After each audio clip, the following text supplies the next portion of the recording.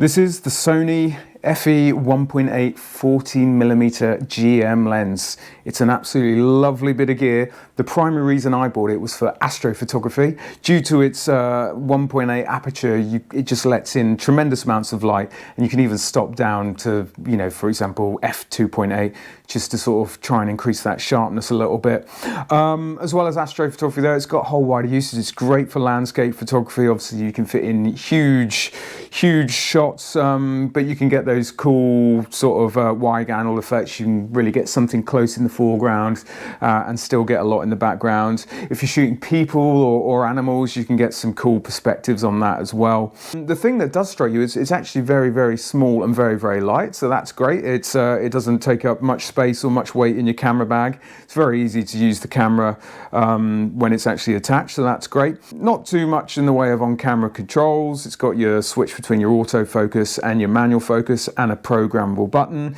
You can control the aperture manually. I don't really know why you'd want to, or you can just switch it to automatic and it can be controlled via your camera bodies, which is generally much easier. One drawback I've found with it, it's got this kind of curious design at the front. This lens cap is fairly unique to this lens. If you lose this lens cap, it's very, very hard to find a replacement part. Also, another reason that makes this awkward, it really doesn't, it's not compatible with any sort of generic filter holders. You need to buy a very specific filter holder if you want to use this, for example, with ND filters or anything like that.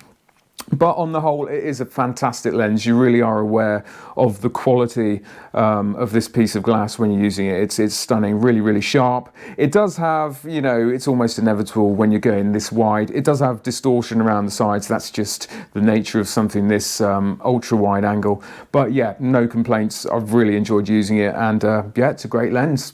Good luck.